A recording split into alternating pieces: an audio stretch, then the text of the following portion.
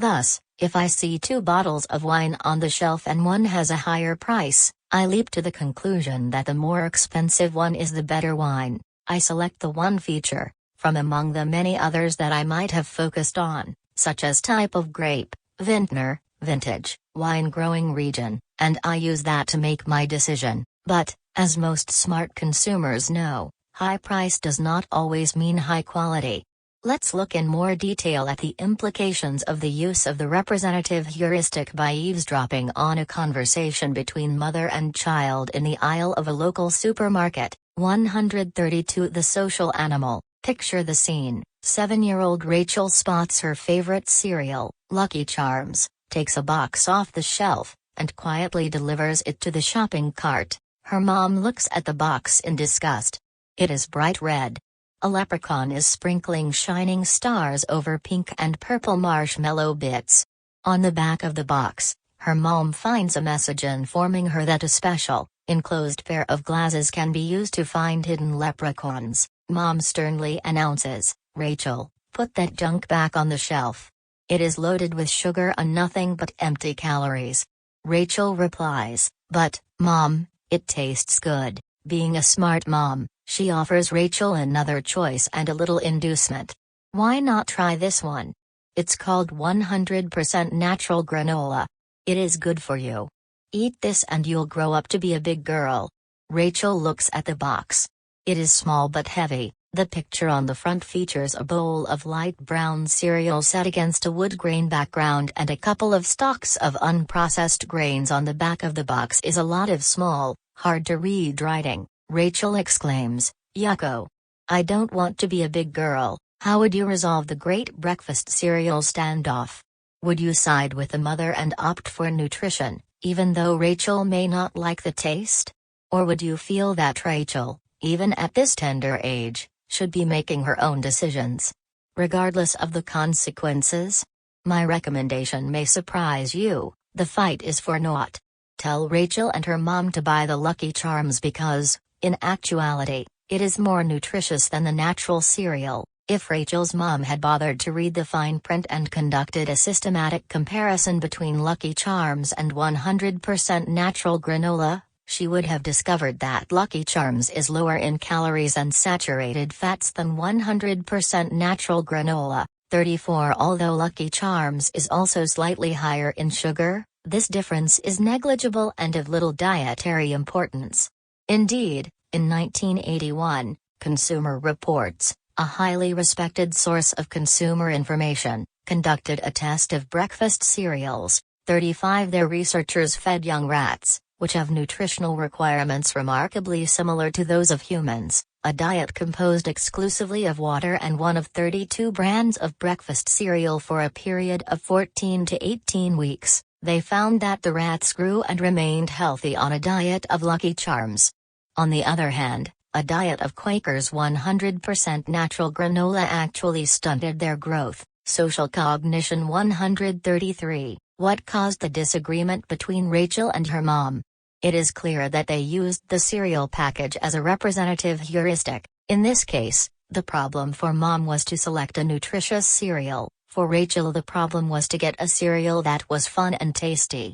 The box of Lucky Charms resembles a child's toy, bright colors, cartoon character, glistening sugar. We infer that this cereal is childish, and since children eat junk food if not carefully supervised, this cereal must be junk. On the other hand, the 100% natural granola box has the earth tones and a picture of unprocessed grains. It resembles nature itself, and, of course, the brand name is consistent. It is natural and, in our minds, the natural is equated with the good, the wholesome.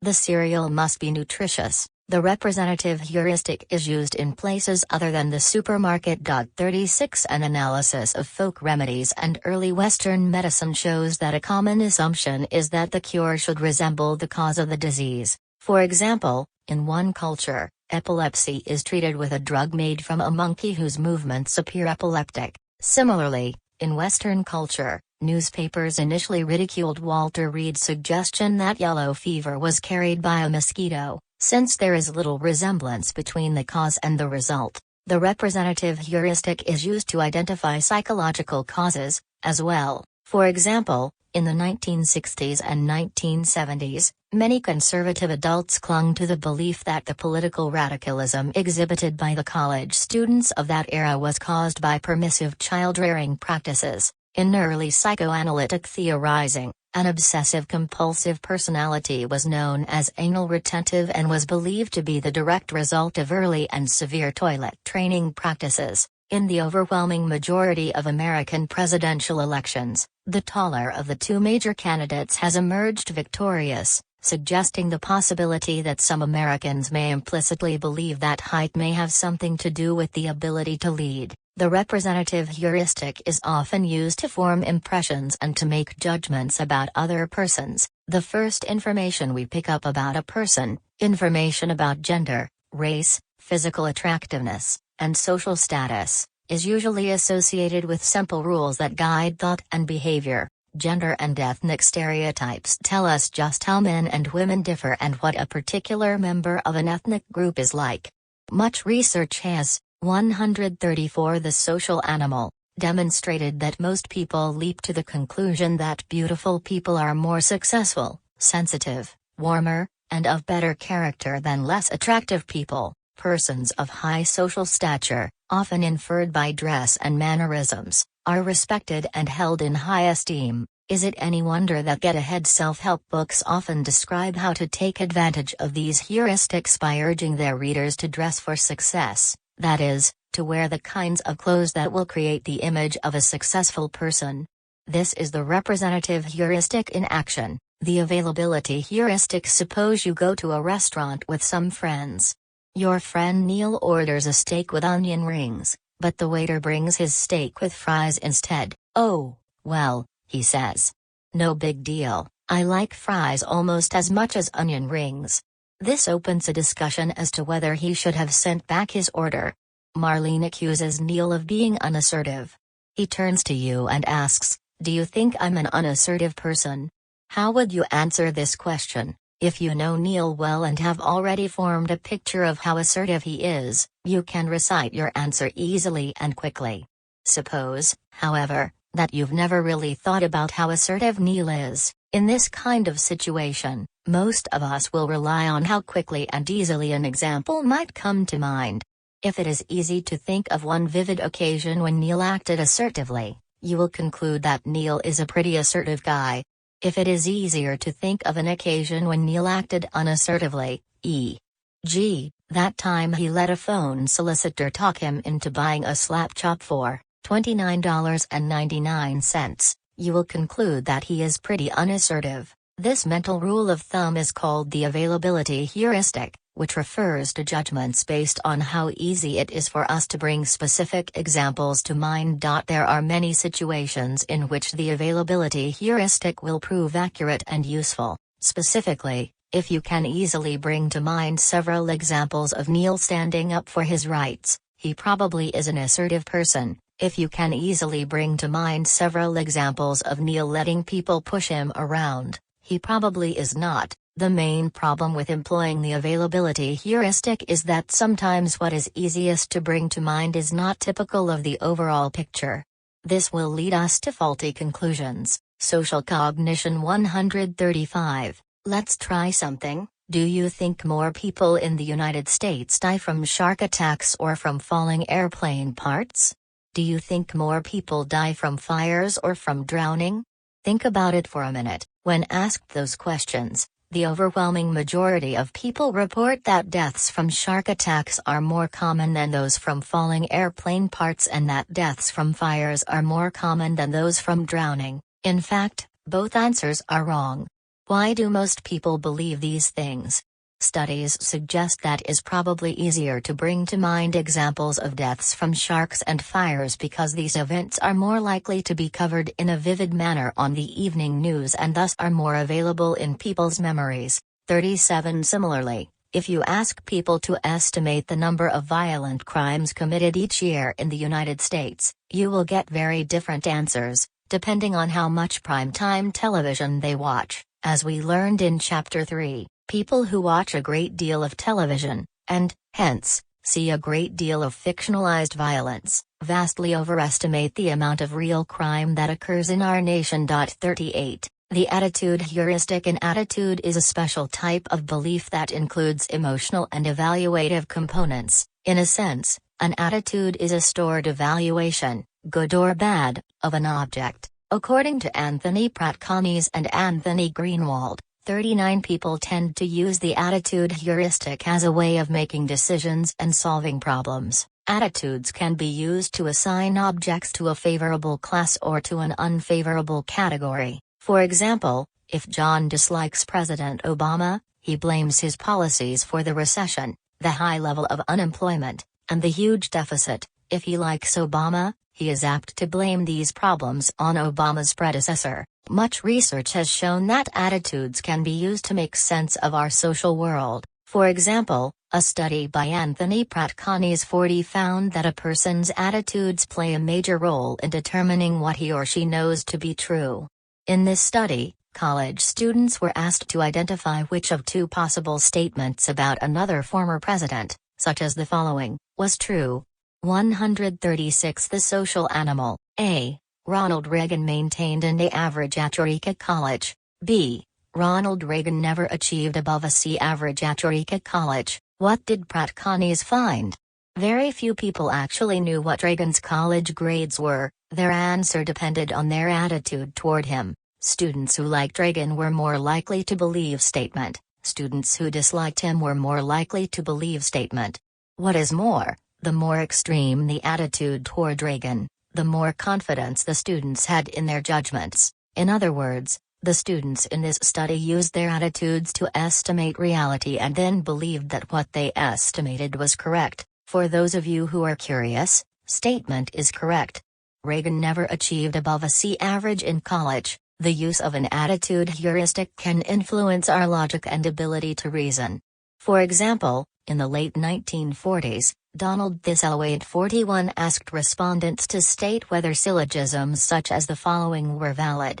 Premise 1: if production is important, then peaceful industrial relations are desirable. Premise 2: if production is important, then it is a mistake to have Negroes for foremen and leaders over whites. Therefore, if peaceful industrial relations are desirable, then it is a mistake to have Negroes for foremen and leaders over whites. A moment's reflection shows that the syllogism, as stated, is fallacious. The conclusion does not logically follow from the premises, but Thistlethwaite found that prejudiced individuals are far more likely to indicate that the logic is valid than are less prejudiced people. Another dimension of the attitude heuristic is the halo effect, a general bias in which a favorable or unfavorable general impression of a person affects our inferences and future expectations about that person. For example, if you really like President Obama, then you will be likely to discount or explain away any behavior on his part that might be considered negative,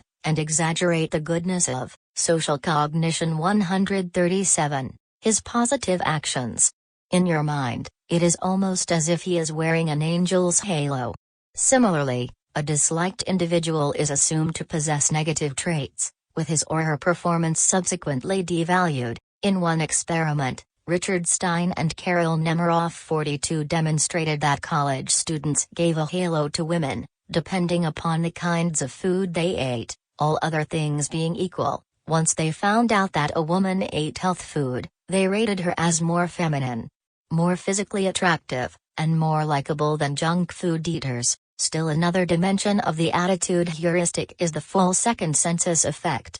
Almost all of us have a tendency to overestimate the percentage of people who agree with us on any issue. If I believe something, then I will tend to assume that most other people feel the same way. For example, in one experiment, Lee Ross and his colleagues 43 asked college students if they were willing to wear a sign around the campus that said "Eat at Joe's." Those who agreed to wear the sign thought that most other people would, too. Those who decided against wearing the sign estimated that few other students would wear it. In other words, we often make the assumption that others like what we like and do what we prefer to do. When do we use heuristics? Of course, decisions don't have to be based on heuristics.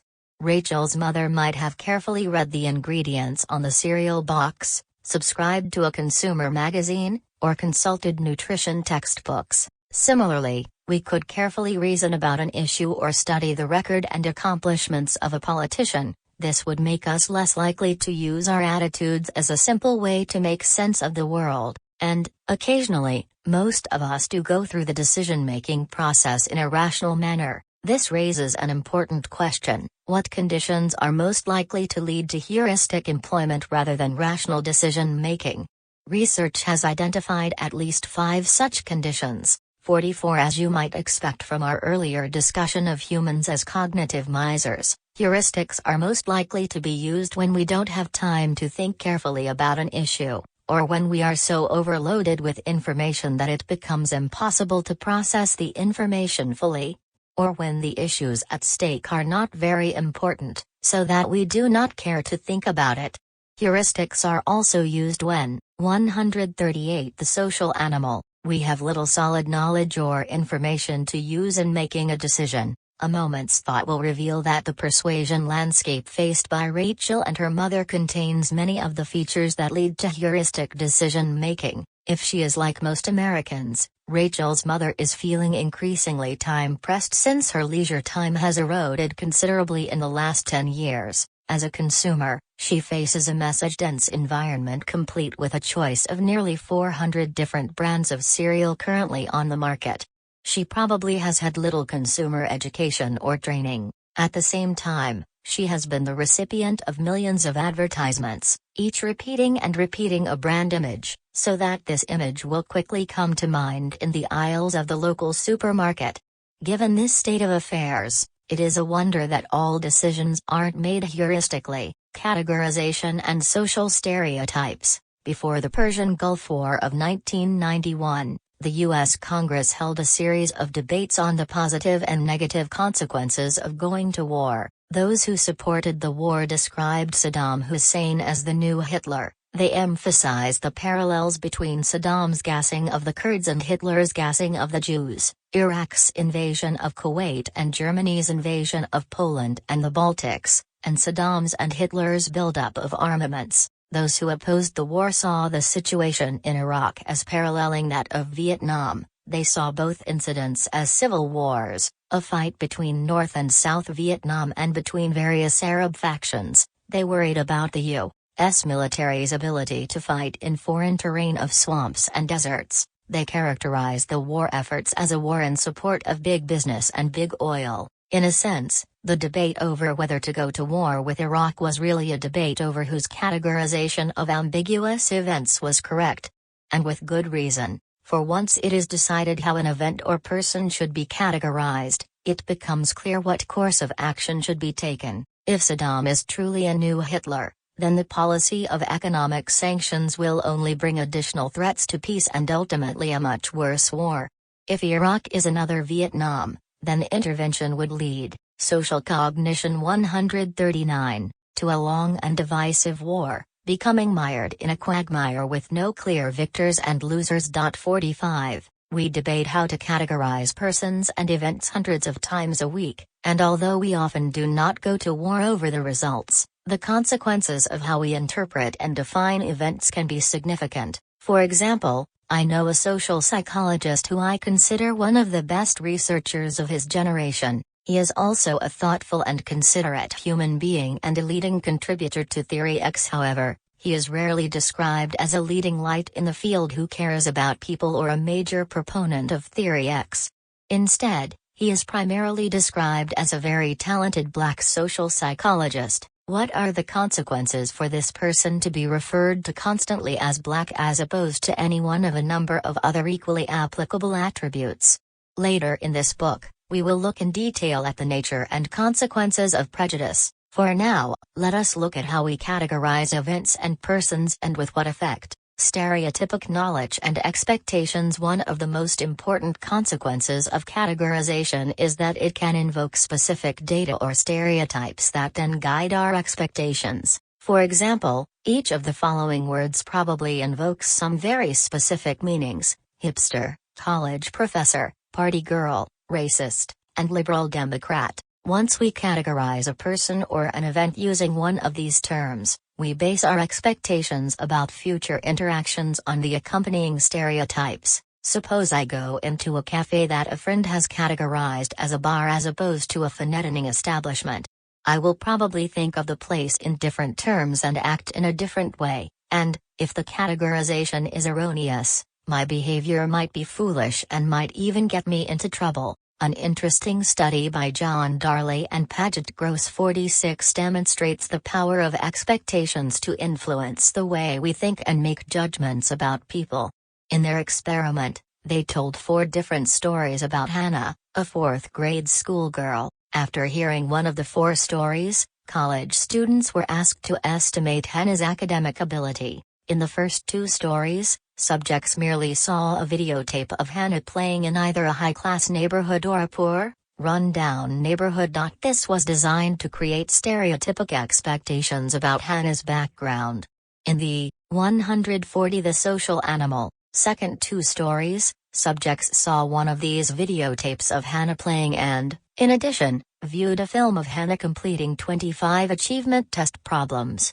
Hannah's performance on these tests was ambiguous. She sometimes answered tough questions and missed easy ones. Darley and Gross found that when subjects saw just one of the 2 videotapes of Hannah playing in the park, they rated her ability as average. Hannah was just like everyone else in her class. In other words, subjects who saw these videos did not apply their stereotypes about rich kids and poor kids to their judgments of her ability. However, when subjects also watched the film of Hannah solving achievement test problems, the effects of the stereotypes became apparent. Subjects rated Hannah as having less ability when she came from the low as opposed to the high socioeconomic background.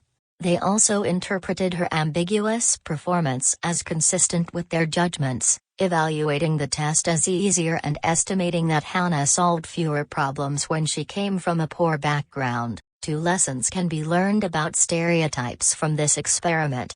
First, most people seem to have some understanding of stereotypes. They seem reluctant to apply them in the absence of solid data. Second, despite this understanding, our stereotypes still influence our perceptions and judgments when there is additional ambiguous information that lends a false sense of rationality to the judgment. Often, in real face-to-face interactions, the process observed in the Darley and Gross experiment does not stop with mere judgments. In a classic experiment, Robert Rosenthal and Lenore Jacobson 47 planted a false stereotype in the heads of school teachers, which had a dramatic impact on the performance of their students. In this study, the experimenters first gave an IQ test to all the children in an elementary school. After scoring the tests, 20% of the children from each class were chosen at random. The teachers were informed that the test had indicated that these students were bloomers, on the verge of making significant intellectual gains over the coming year, thus giving the teachers a positive expectancy about some of their students. Then the researchers simply sat back and watched. At the end of the year, they administered another IQ test. What happened? Those students whom the teachers falsely believed to be bloomers had indeed gotten smarter, making significantly, social cognition 141, larger gains in IQ than the children not labeled bloomers. The process by which such expectations or stereotypes lead people to treat others in a way that makes them confirm their expectations is called a self-fulfilling prophecy. We will encounter this phenomenon several times in the following chapters. A self-fulfilling prophecy occurs when we act on our initial impressions of others in a way that makes their behavior conform to those impressions. So how did the teacher's expectations turn into increased intelligence among the students labeled as bloomers? When teachers see potential in their students, they create a warmer climate for them. They give those students more attention, more critical feedback, and more opportunities to respond. These are conditions under which just about anyone would make gains in intellectual ability.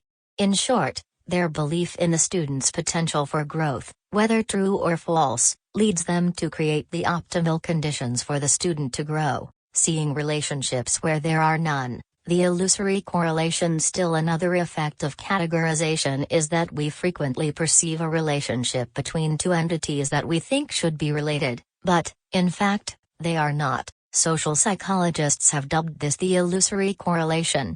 Let me illustrate what I mean by describing an experiment by David Hamilton and his colleagues. 48 in one experiment, subjects read 24 statements that describe different persons by their name, their occupation, and two prominent character traits. For example, subjects read statements such as Tom, the salesman, is talkative and boring, or Bill, the accountant, is timid, uncourteous. Occasionally, by chance, the trait words happen to be consistent with the common stereotype most people have of that occupation, that is, the salesman was occasionally described as enthusiastic and talkative, or the accountant as perfectionist and timid. The data clearly showed that subjects overestimated the frequency with which stereotypic words were used to describe each occupation. In other words, they succeeded in creating an illusory correlation between trait and occupation. The illusory correlation shows up quite often in social judgments.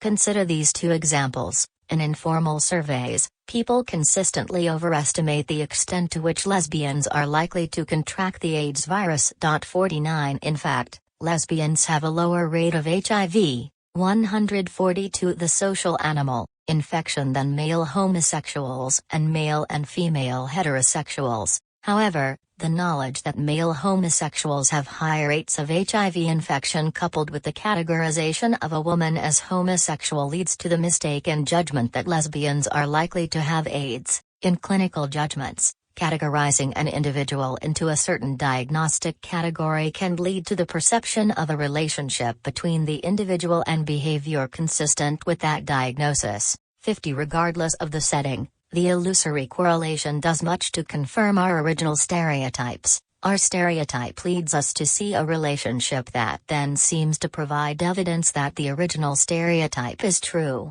In-group-out-group effects. One of the most common ways of categorizing people is to divide them into two groups, those in my group and those in the out group. For example, we often divide the world into us versus them, my school versus yours, my sports team versus the opponent, Americans versus foreigners, my ethnic group versus yours, or those who sit at my lunch table versus the rest of you. When we divide the world into two such realities, two important consequences occur: the homogeneity effect and in-group favoritism. The homogeneity effect refers to the fact that we tend to see members of outgroups as more similar to one another than to the members of our own group, the in-group. It is not uncommon for us to imagine that members of the outgroup all look alike, think alike, and act alike. For example, Bernadette Park and Myron Rothbard 51 conducted a study of sororities. They found that the women perceived more similarity between members in other sororities than within their own. One explanation for this effect is that when the women thought of members in their own group, they had knowledge of them as individuals, each with a unique personality and lifestyle. When they thought of outgroup members, they lacked such individualizing information, so they considered them in terms of a group label and saw them all as similar to this identity. In-group favoritism refers to the tendency to see one's own group as better on any number of dimensions and to allocate rewards to one's own group. In-group favoritism has been extensively studied using what has come to be known as the minimal group paradigm. In this procedure, originated by the British social psychologist Henri, Social Cognition 143, Teifel, 52 complete strangers are divided into groups using the most trivial, inconsequential criteria imaginable. For example, in one study, subjects watched Teifel flip a coin that randomly assigned them to either Group X or Group W. What makes Teifel's research interesting is that significant results are often obtained on the basis of group identification that means very little. That is, the subjects are total strangers prior to the study and never interact with one another, and their actions are completely anonymous, yet they behave as if those who share their meaningless label are their good friends or close kin. Subjects indicate that they like those who share their label. They rate them as more likely to have a more pleasant personality and to produce better work than the people who are assigned a different label. Most strikingly, Subjects allocate more money and rewards to those who share their label. Why are we so ready to discriminate on the basis of so little? Evolutionary psychologists argue that this tendency for in-group, out-group thinking was adaptive during our development as a species. When we lived in smallish tribes, it paid to be ever vigilant for differences between members of our own tribe and outsiders, who might, after all, be competitors or attackers. By the same token, cohesion among our own tribe was adaptive because we shared in resources and enjoyed the protection of our group. Thus, this kind of us and them, tribal thinking is thought to be a hardwired human tendency, one that can be triggered with remarkable ease. As we will see in Chapter 7, these tendencies can form the basis of racial and ethnic prejudice, constructive predictions and reconstructive memory. Two thinking processes play an important role in social cognition, predicting our reactions to future events and remembering past events, and both are subject to considerable error. Predicting how certain outcomes will make us feel determines the goals we set and the risks we are willing to take. Indeed, whenever we seek to get something, we are essentially making a prediction that getting it will make us happy. Yet, we often make predictions about ourselves that are dead wrong. 53 How good? 144 The social animal. Would you feel if you won $500,000 in the lottery, and how long would the good feeling last? How bad would you feel if you got a D on your term paper, and how long would a bad feeling last? I am willing to bet that winning the lottery would not make you feel as good as you predict, and that getting a D would not make you feel as bad as you predict for as long as you think. Considerable research demonstrates that we overestimate the emotional impact of events and durability of our reactions to these events, whether the events are positive or negative. For example, in one study, 54 assistant professors were asked to predict how happy they would be, and for how long, if they received tenure, or how sad they would be and for how long if they did not. These predictions were compared with the happiness ratings of people who had already gone through the process, both the winners and losers in the quest for tenure. The results showed that assistant professors overestimated how happy or sad they would be after the tenure decision. Those who had been awarded tenure were less happy than those anticipating the tenure decision predicted. Likewise, those who were denied tenure were less sad than predicted. Indeed, after 5 years, the tenure losers and winners were equally happy, despite the life-altering nature of the tenure decision. Why do we mispredict? One reason is that we adjust to both happy and sad events in our lives, but frequently fail to recognize our powers of adjustment when we mentally construct what our futures will look and feel like. Another reason is that when we imagine the future, we tend to focus upon only the event in question to the exclusion of all the other things that will undoubtedly occur at the same time to take the sting out of failure or to dilute our happiness. So, we imagine that marriage, winning the lottery, or becoming famous will keep us giddy with happiness for a long time, or that losing a job or a loved one will devastate us forever, despite the fact that in reality the pleasure or pain these events induce will fade. Like imagining the future, recalling the past plays an important role in our social interactions, and is also subject to bias. Remembering, psychologists have repeatedly found, is a reconstructive process. By this I mean that we cannot tap into a literal translation of past events. It is not like hitting rewind to play back an exact recording. Instead, we recreate our memories from bits and pieces of actual events. Social cognition 145, filtered through and modified by our notions of what might have been, what should have been, or the way we would like things to have been. Our memories are also profoundly influenced by what people might have told us about the specific events, long after they occurred. As Anthony Greenwald 55 has noted, if historians revised and distorted history to the same extent that we do in trying to recall events from our own lives, they'd lose their jobs. Of course, most of us would like to believe that our memories contain only the truth about the past. To most people, the idea that their memory is fallible is unsettling. Elizabeth Loftus, a prominent cognitive psychologist, has conducted a fascinating program of research on reconstructive memory 56. Investigating how suggestive questioning can influence memory and subsequent eyewitness testimony. In one of her experiments, 57 Loftus showed subjects a film depicting a multiple car accident. After the film, some of the subjects were asked about how fast were the cars going when they smashed into each other. Other subjects were asked the same question, but the word smashed was replaced by the word hit. Subjects who were asked about smashing cars, as opposed to hitting cars, estimated that the cars were going significantly faster. Moreover, a week after seeing the film, they were more likely to state that there was broken glass at the accident scene. Leading questions do not only influence the judgment of facts, but also can affect the memory of what has happened. In one of her studies, Loftus showed subjects a series of slides depicting an accident involving an automobile and a pedestrian. 58 In a critical slide, a green car drove past the accident. Immediately after viewing the slides, half the subjects were asked, did the blue car that drove past the accident have a ski rack on the roof? The remaining subjects were asked this same question but with the word blue deleted. Those subjects who were asked about the blue car were more likely to claim incorrectly that they had seen a blue car. A simple question had altered their memories. Autobiographical memory. It is clear that memory can be reconstructive when it involves quick, snapshot-like events, such as trying to recall the details of an automobile accident. But what about something more enduring, such as the recall of our own personal history?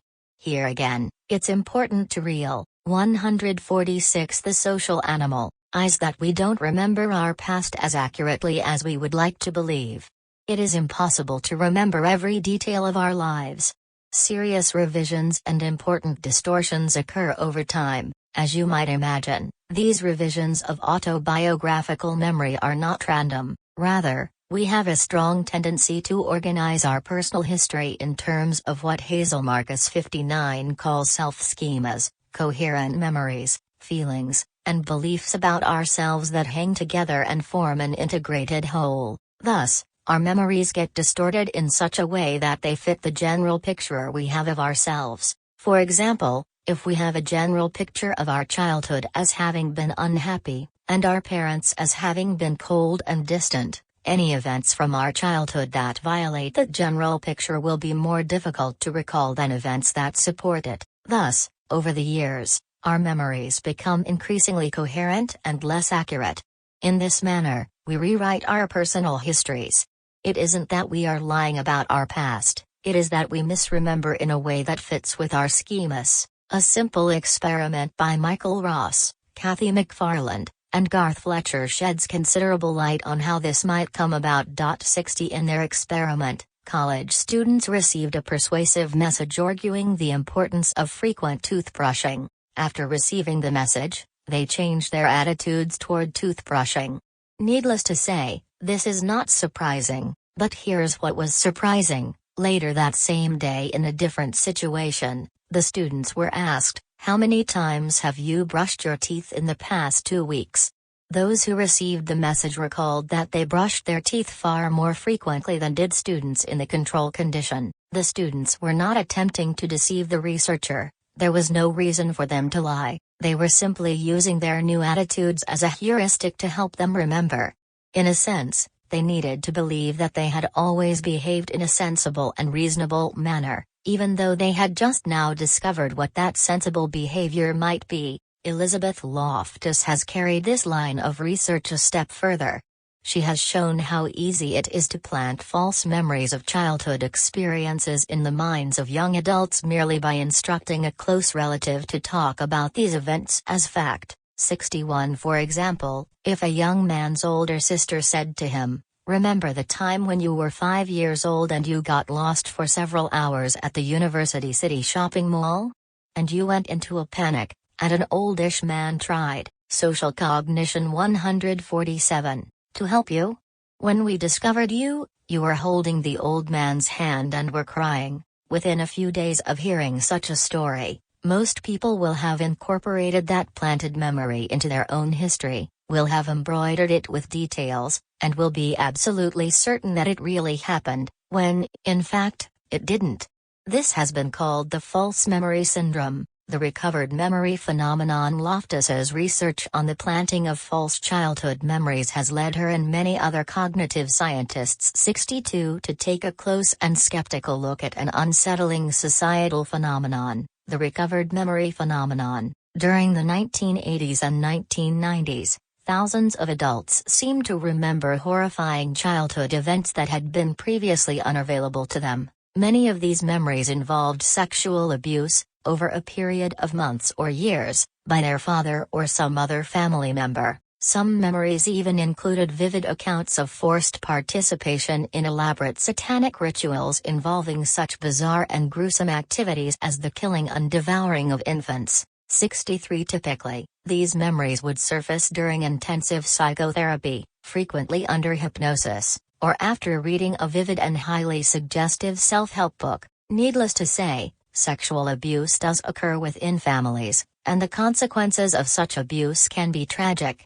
Accordingly, all such revelations should be taken seriously. At the same time, most cognitive scientists who have made a systematic study of human memory are convinced that the majority of these reported memories do not reflect reality. They argue that just as police and lawyers can help witnesses remember incidents that never happened, many people can be led to remember such terrible things as childhood sexual abuse that never occurred. According to the scientists who have done systematic research on the nature of memory, repeated instances of traumatic events occurring over a long stretch of time are not usually forgotten. The scientists assert that, while this kind of thing might happen on rare occasions, it simply is not the way memory works. 64 Rather, they suggest that, in a manner parallel to the Loftus experiments, memories of abuse could have been unintentionally planted by the therapists themselves, not with any malevolent motive, of course, but in a sin. 148 The social animal, zero attempt to help the client. Here's how it might come about. Suppose a therapist holds the theory that certain fears or personality characteristics 65 are symptomatic of having been sexually abused. Into his or her office comes a person with some of these characteristics. Over the course of the therapy, with the best of intentions, the therapist might subtly suggest that these events might have taken place. The therapist might then invite the client to try to remember such instances and might unwittingly show increased interest, even excitement, when the client begins to explore these possibilities. Under these conditions, the client may begin to construct a coherent set of memories that may nonetheless be totally false. Accordingly, memory researchers have criticized some self-help books that attempt to guide people to uncover dark secrets from their early childhood, on the grounds that the authors often grossly underestimate the power of suggestion and unwittingly lead people to recover false memories. For example, one best-selling self-help book 66 actually encourages people to spend time trying to reconstruct their childhood story and goes on to list a variety of possible thoughts that allegedly are related to abuse. Here is a partial list. It is introduced in the following manner. There are common characteristics that exist in families where abuse takes place. You may not have experienced all of them, but you probably experienced several. I felt ashamed of my family. There were things I couldn't talk about. There were always a lot of secrets in my family. Along with the bad things, there was a lot of good in my family. At least one of my parents took drugs or drank a lot. I was often humiliated and put down. A lot of my basic needs weren't taken care of. Things were chaotic and unpredictable in my household. There were a lot of broken promises. I'm not sure if I was abused, but when I hear about sexual abuse and its effects, it all sounds creepy and familiar. Social Cognition 149.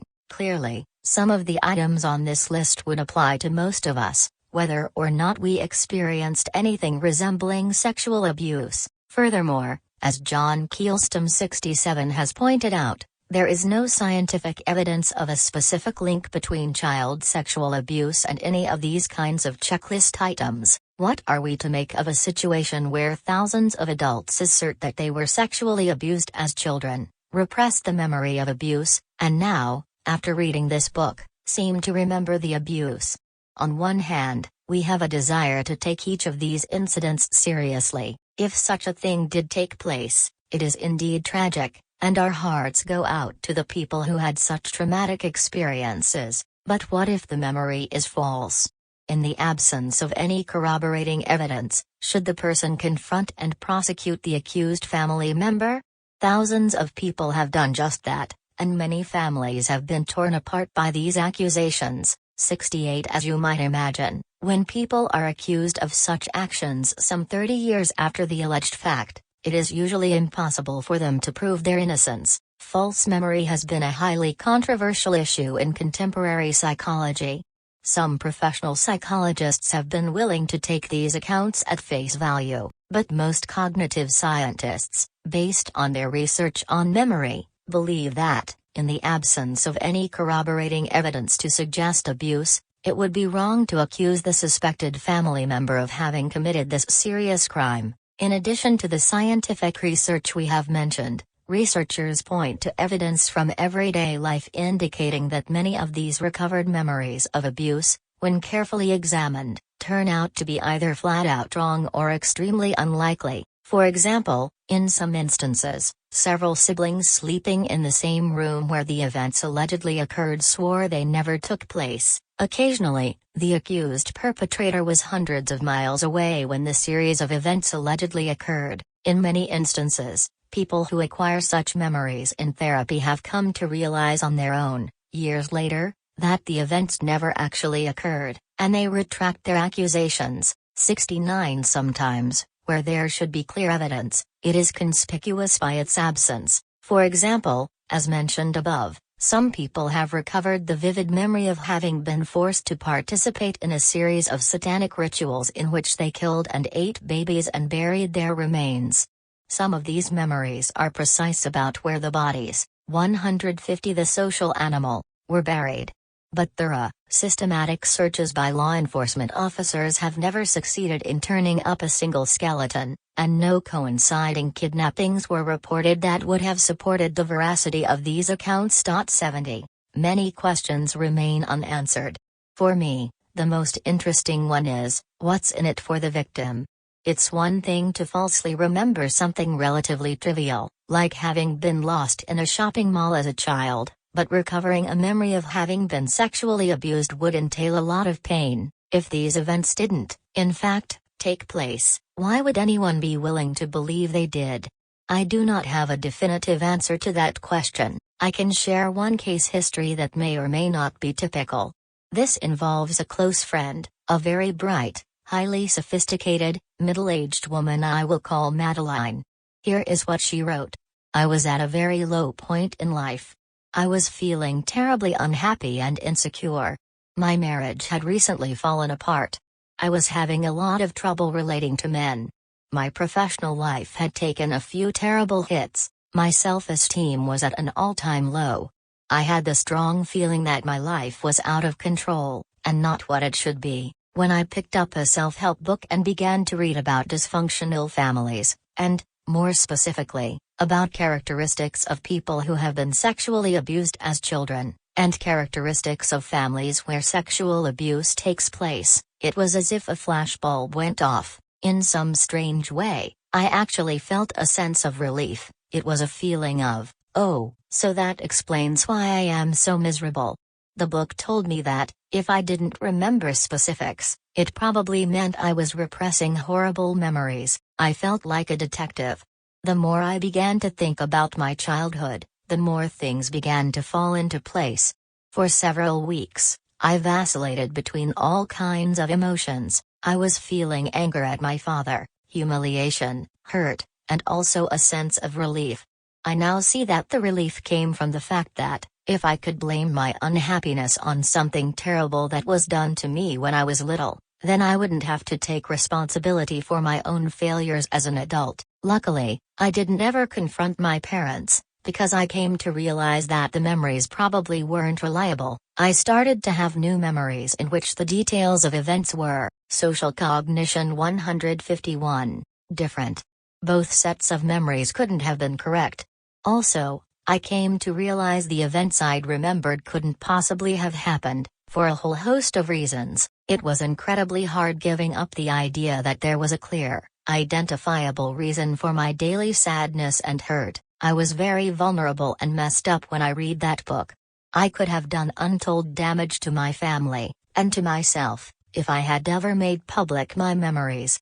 I still feel very angry, but not at my parents, at that damn book. How conservative is human cognition? Imagine that you are in a dark room looking at a photographic image so blurred that it is impossible to identify what is depicted. Gradually the picture is brought into focus until it is just slightly blurred. At this point, you are asked to guess what it is. If you are like most subjects who have participated in this study, 71, you will be correct about 25% of the time, but suppose you started by looking at the slightly blurred picture without the early gradual focusing. Will your hit rate be better or worse? At first, it might appear that your accuracy would decrease because you are spending less time looking at the picture. Not so, even though you would now have a briefer period of exposure. Without the gradual focusing, you would be correct almost 75% of the time, a threefold increase in accuracy. How come? The results of this experiment illustrate what is known as the confirmation bias, the tendency to seek confirmation of initial impressions or beliefs. When the picture is very blurred, most people will generate hypotheses about what it might be. It looks like an ice cream cone. No, a rearing horse. No, the Eiffel Tower. We have a tendency to cling to these preliminary guesses. These guesses then interfere with our ability to interpret the slightly blurred picture. Much evidence exists to suggest that the confirmation bias is a common tendency in human thought. For example, in an experiment by Mark Snyder and William Swan, 72 female college students were told that the person they were about to meet was either an extrovert or an introvert. They then prepared a set of questions that they would like to ask this person to get to know him or her. What types of questions did they wish to ask? In general, subjects sought to confirm their original 152 the social animal hypotheses. Subjects who thought they would meet an extrovert were more likely to ask questions that confirmed their hypothesis. Such as, what do you do to liven up a party? And in what situations are you most talkative? Those expecting to meet an introvert were likely to ask questions like, in what situations do you wish you could be more outgoing? And what things do you dislike about loud parties? Notice that, if the question is sincerely answered, the subject's hypothesis about the person is likely to be confirmed. That is, a person who is neither extroverted nor introverted will look extroverted when he or she answers the first set of questions and introverted when he or she answers the second set of questions. Not only do we tend to confirm our hypotheses, but we are often quite confident that they are true.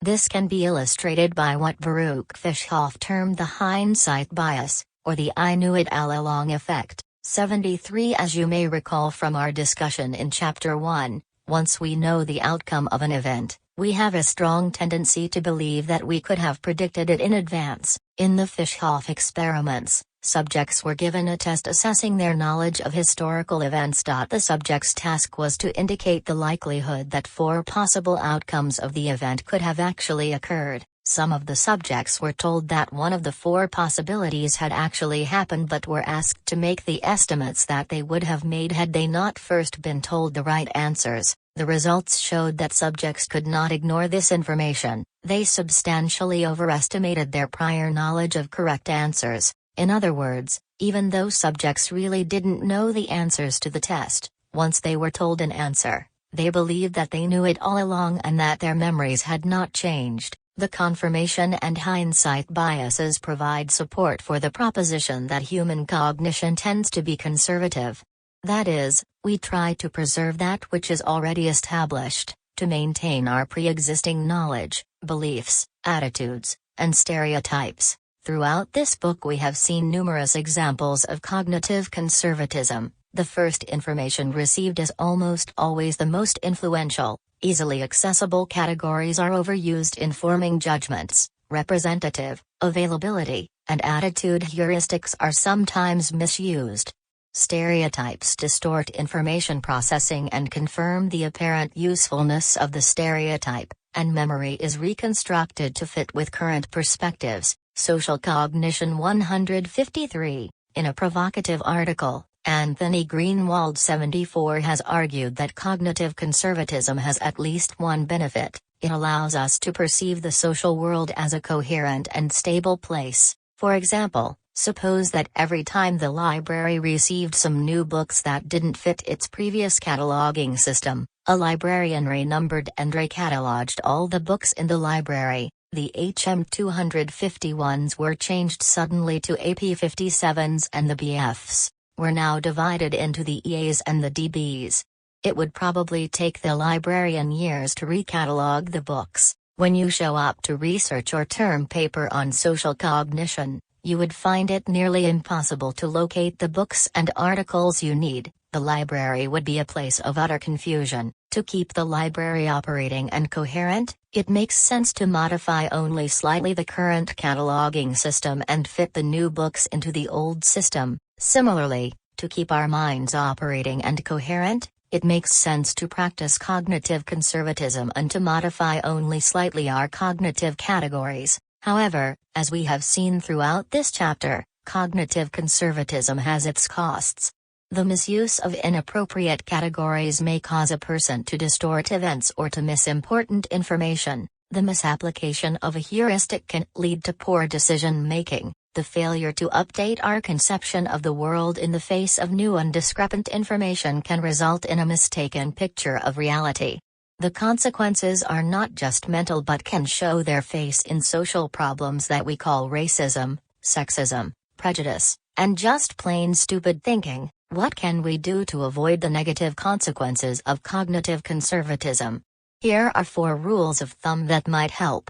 First, be wary of those who attempt to create your categories and definitions of the situations. There are many ways to define and label a person or event.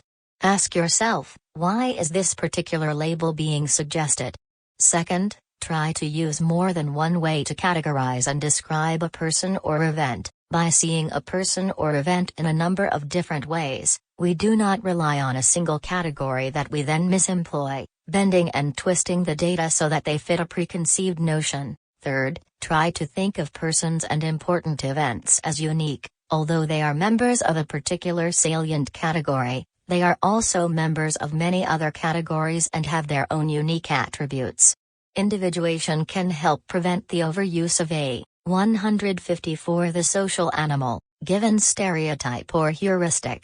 Finally, when forming an impression, consider the possibility that you might be mistaken, that you have fallen victim to one or more of the cognitive biases described in this chapter. In the next chapter, on self-justification, we will continue to explore cognitive conservatism and look at additional ways to protect ourselves from the adverse consequences of distorted thinking. How do attitudes and beliefs guide behavior? In the last few sections, we have looked at how our beliefs and attitudes influence the way we think about the social world. A reasonable question to ask is, what is the relationship between our attitudes and our behavior?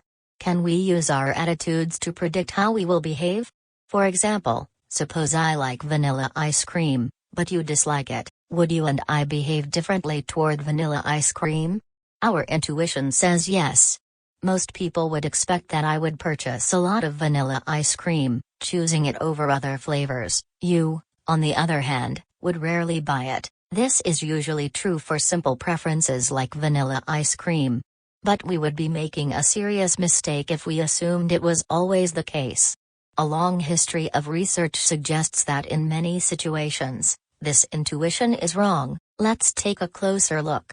One of the classic studies of the attitude-behavior relationship was conducted in the early 1930s by Richard LaPierre, 75 at the time. There was much more overt and blatant prejudice in the United States directed toward people of color than there is now. Often, Americans of Asian, Hispanic, or African descent were denied easy access to public restrooms and the use of water fountains, restaurants, and hotel lodging. In 1933, LaPierre contacted 128 hotel and restaurant proprietors and assessed their attitude toward Chinese people by asking them, "Will you accept members of the Chinese race as guests in your establishment?"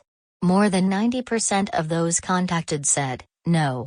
However, When a young Chinese couple actually made an appearance, LaPierre found that of these 128 establishments, only one refused them accommodations or service. The proprietor's attitudes concerning Chinese people did not predict their actual behavior. Social Cognition 155. LaPierre's findings are not a fluke. In 1969, Alan Wicker 76 undertook a scholarly review of more than 40 studies that had explored the attitude-behavior relationship. These studies investigated a wide range of attitudes and opinions on such topics as job satisfaction, ethnic prejudice, consumer preferences, and political beliefs. Wicker found only weak support for the hypothesis that attitudes predict behavior. As he wrote, taken as a whole, these studies suggest that it is considerably more likely that attitudes will be unrelated or only slightly related to overt behaviors than that attitudes will be closely related to actions. The attitude-behavior relationship in our heads. How can we reconcile this body of research with our intuition that a person's attitudes are strongly related to his or her behavior? One way is to conclude that there is no consistent relationship between attitudes and behavior. It is all in our heads. We just imagine that people act consistently with their beliefs and attitudes. There is some support for this proposition. In the previous 2 chapters, we saw the power of the social situation to induce conformity. LaPierre's innkeepers undoubtedly faced strong social pressures to say no to an inquiry about admitting Chinese people. At the same time, they faced contrary pressures to lodge the young Chinese couple once they appeared at the hotel. Perhaps they simply caved into the most immediate pressures.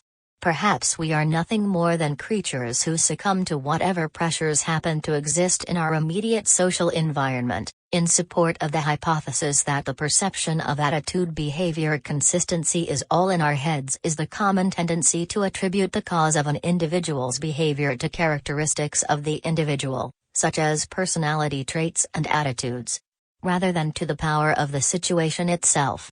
For example, the inquiry "Why did little Johnny fail on his homework assignment?"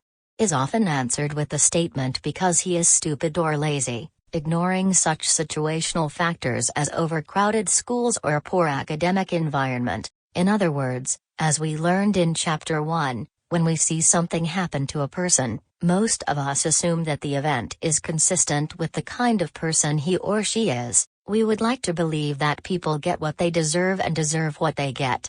Edward Jones and his colleagues call the tendency to attribute the 156th the social animal cause of a behavior to a corresponding characteristic of a person a correspondent inference. The behavior of the person is explained in terms of an attribute or trait that is just like the behavior. 77 Some examples include Sam spilled wine on the carpet because he is clumsy.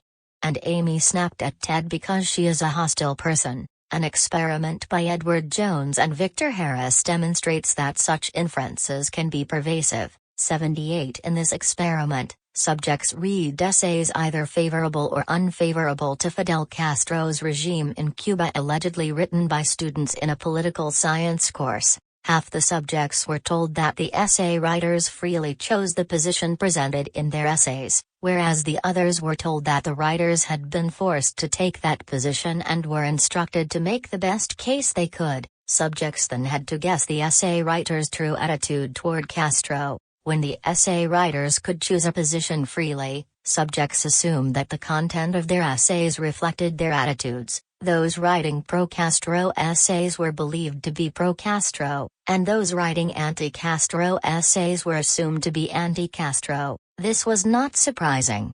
What was surprising is that the same results occurred even when it was made clear that the essay writer had been forced to argue an assigned position. In other words, essay writers forced to argue for Castro were assumed to be pro-Castro, and those forced to argue against Castro were assumed to be anti-Castro. In making their inferences, subjects discounted the situational pressure to take a position and assumed that the essayist's behavior was a result of a firmly held belief.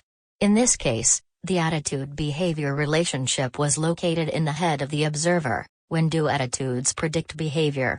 Just because attitudes don't always predict behavior does not mean that attitudes never predict behavior. The role of scientists is to try to determine the conditions under which an event is more or less likely to occur.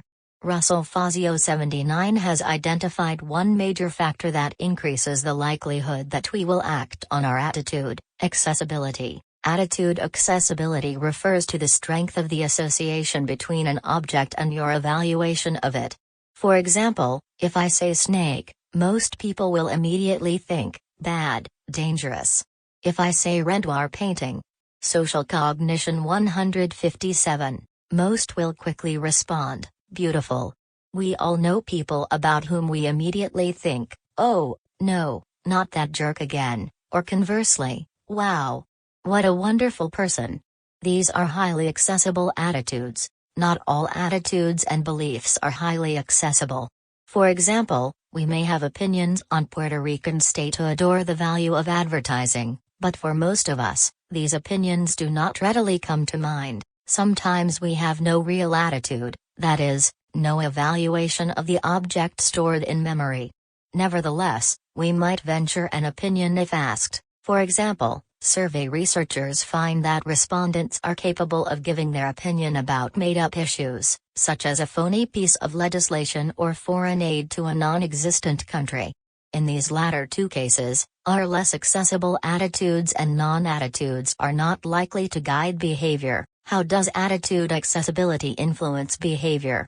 According to Fazio, attitudes are used to interpret and perceive an object selectively and to make sense of a complex situation. We have seen previously how attitudes can influence cognitive processing. An attitude serves as a heuristic to influence our interpretations, explanations, reasoning, and judgment of a situation. But any given attitude is only one of many factors that can be used to make sense of a situation. For example, to make sense of a complex situation, we may use the objective features of the situation, or what other people say about it, or our general attitude about similar situations. When an attitude is highly accessible, it is more likely to be the major thing we use for defining a situation.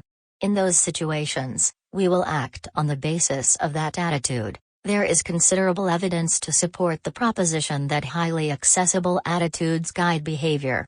One measure of attitude accessibility is the speed with which an individual can provide an evaluative response of an object or issue. Using this simple measure, Russell Fazio and Carol Williams 80 were able to make extraordinarily accurate predictions of who would vote for either Ronald Reagan or Walter Mondale in the presidential election of 1984. About 5 months before the election, Fazio and Williams took a microcomputer to a local shopping mall and asked passers-by to give their opinions about various issues, including an evaluation of each of the two presidential candidates. The computer recorded the speed with which they evaluated the presidential candidates.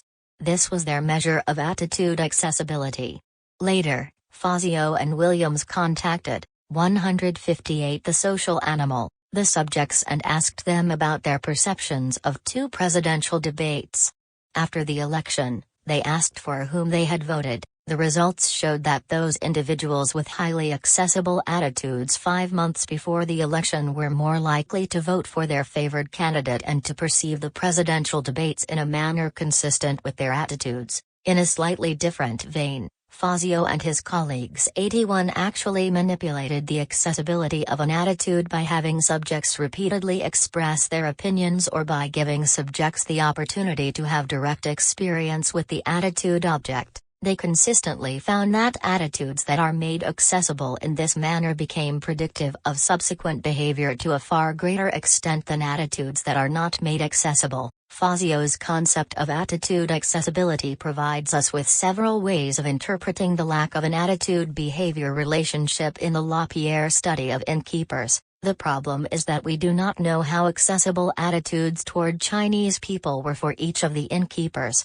Moreover, it may be that different attitudes were activated by the questionnaire and by the actual visit of the Chinese couple. For example, a survey item mentioning only Chinese people may have reminded an innkeeper of his or her general prejudice, whereas the presence of a young, well-dressed Chinese couple may have invoked competing thoughts and feelings. Moreover, even if prejudiced attitudes were highly accessible and subsequently influenced perceptions of the situation, there is no guarantee that the innkeepers would or could have acted on those perceptions. Perhaps the presence of other guests made the innkeepers fearful of creating a scene.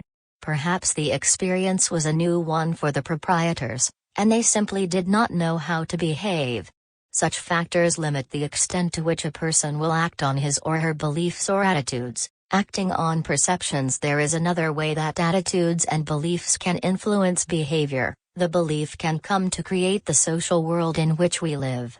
An experiment by Paul Hare illustrates how this can occur. Using a word puzzle, Hare intentionally increased the accessibility of the concept hostility in some of his subjects, using the technique of priming discussed earlier in the chapter. Specifically, Hare's subjects were required to find hidden names of persons in a matrix of letters.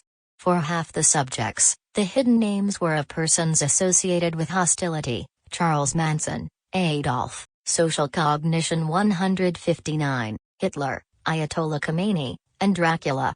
The other subjects sought and found the names of relatively gentle people: Peter Pan, Pope John Paul, Shirley Temple, and Santa Claus. The subjects then read an ambiguous description of a person named Donald, whose behavior could be seen as either hostile or gentle, and rated Donald's level of hostility. Consistent with our earlier discussion of contrast effects, we would expect the different puzzles to influence judgments about Donald. Compared with Hitler and Manson, almost everyone looks gentle, including Donald. Compared with the Pope and Santa Claus, almost everyone appears hostile, including Donald. This is exactly what Hare found. Those subjects primed with the extremely hostile persons rated Donald as less hostile than those who received the gentle primes, but Hare's experiment didn't stop there. Next, the subjects played a bargaining game with a person whom they thought was Donald. In this game, participants were required to choose between one of two strategies: competing or cooperating. Hare found that when subjects expected to play against a hostile Donald, they played in a highly competitive manner. When they expected a gentle Donald, they played with far more cooperation. Interestingly, the subjects who were naively playing the role of Donald also perceived this competitiveness. They rated their opponent's level of hostility in a manner consistent with the way he or she played the game. In sum, a relatively subtle context had influenced attitudes and expectations that, in turn, affected behavior and subsequently affected the next round of perceptions. 160. The social animal. The reader should note the crucial difference between this experiment and one by Higgins et al., discussed earlier in this chapter. In the Higgins experiment, the researchers were priming a category, negativity. This influenced observers to see subsequent ambiguous stimuli more negatively, because that is what people are primed to look for. In the Hare experiment, the researchers were priming exemplars of hostility. Here, a contrast effect occurs. Compared with extremely hostile people, an ambiguous person comes off looking like a teddy bear. What then can we conclude from the considerable research on attitudes and behavior? First and foremost, the collective research on attitudes and behavior underscores a principle we will see quite often in this book: subtle situational variables are often strong determinants of our behavior. Second, most people tend to overlook the importance of the situation in explaining behavior, preferring instead to explain other people's actions in terms of assumptions about their personalities and attitudes. In other words, most of us assume that people's attitudes do indeed forecast their behavior, and then we over-apply this belief in interpreting the behavior of others. We see attitude-behavior relationships even when they may not exist in reality. Carol Dweck and her colleagues have demonstrated the behavioral consequences of people's more enduring beliefs. According to Dweck, children develop implicit theories about the permanence of people's defining traits, like intelligence or goodness. These implicit theories exert a considerable influence upon a child's judgments and behavior. Let's take intelligence. Dweck has found that some people think that intelligence is fixed. They believe that people can learn new things but they can't really get any smarter. Others hold a different view, that intelligence is more malleable, that it can grow with hard work. In several studies, Dweck has shown how powerful this difference can be in the academic arena. 83. The basic finding is that people who see intelligence as fixed are apprehensive about failure. Accordingly, they try to steer clear of real challenges that might reveal their limitations. In a way, this makes sense. If you can't improve your intelligence, you want to play it safe and foster the image that you are smart. Thus, relative to people who are equally smart but who see intelligence as malleable, people with the fixed view are more likely to choose easier tasks and give up when a task becomes too challenging. They frequently choke on hard tests, and will even lie to a stranger about their performance, reporting a higher score than they got. People who think intelligence is malleable behave differently. They tend to seek challenges and try to improve their abilities. Instead of giving up when they fail, they try harder or try a different strategy. They are more resilient. The good news, as we will see in the next chapter, is that there are powerful ways to change this kind of behavior. For example, recent research shows that if you change people's attitudes about intelligence, getting them to believe in its malleability, they earn better grades, enjoy academics more, accept challenges more eagerly, and perform better on standardized tests. 84. 3 possible biases in social explanation. Every day of our lives, we seek to explain a variety of events and happenings. Why are the North Koreans behaving so erratically? Why did that attractive person across the room ignore me? How come I did so poorly and you did so well on the recent essay assignment? Why? Social Cognition 161. Did mom not cook my favorite meal while I was home for Christmas? Our explanations are often rational and accurate, but they are also vulnerable to bias and inaccuracy. In studying how we interpret our social world, social psychologists have identified 3 general biases that often affect our attributions and explanations: the fundamental attribution error, the actor-observer bias, and self-biases. The fundamental attribution error. The term fundamental attribution error refers to a general human tendency to overestimate the importance of personality or dispositional factors relative to situational or environmental influences when describing and explaining the causes of social behavior. 85. We have already seen one example of this tendency: correspondent inference. That is, when explaining why a colleague took a specific political position or performed a specific behavior, we tend to favor personality explanations over situational ones. This may lead us to believe that there is more consistency of motive and behavior in the world than actually exists. Another example of the fundamental attribution error is provided by an experiment conducted by Gunter Bierbrauer, 86. In this experiment, subjects witnessed a reenactment of a person's performance in Stanley Milgram's famous experiment on obedience to authority. Recall that in this experiment, Milgram constructed a situation that elicited high rates of obedience. In this case, the behavior involved administering severe electric shocks to a learner. Like most subjects in the original Milgram experiment, the person in Bierbrauer's reenactment showed a high level of obedience, administering the maximum level of electric shock. After showing the reenactment, Bierbrauer then asked his subjects to estimate how many of Milgram's subjects in general would be obedient in this situation. The results showed that subjects consistently underestimated the actual degree of obedience. Specifically, Bierbrauer's subjects estimated that only 10 to 20% of the people in this setting would give the maximum shock of 450 volts. In actuality, as you will recall, Milgram found that 65% of the subjects administered this level of shock. In other words, Bierbrauer's subjects assumed that this person was an aberration, that his behavior reflected distinguishing personal dispositions. They failed to attribute his behavior to the power of the situation to produce this behavior in most people. 162. The social animal. As observers, we frequently lose sight of the fact that each individual plays many social roles and that we might be observing only one of them. Thus, the importance of social roles can be easily overlooked in explaining a person's behavior. For example, I know a psychology professor whom I will call Dr. Mensch. The students adore Dr. Mensch. When they describe him on both teacher evaluations and informally, they use words and phrases such as warm, caring, concerned about students, approachable, charismatic, brilliant, and friendly. However, Dr. Mensch's professional colleagues have a different image of him, especially those who have given professional talks when he was in the audience. Like the students, they see him as brilliant, but they also describe Dr. Mensch as intense, critical, tough, argumentative, and relentless. Who has the right impression, the students or the professional colleagues? Is he really a tough, critical person who is simply putting on an act in order to appear to be warm and caring in front of his students? Or is he really a warm and caring individual who pretends to be tough when confronting other psychologists? These are the wrong questions. The fact is that my friend is capable of a wide range of behaviors.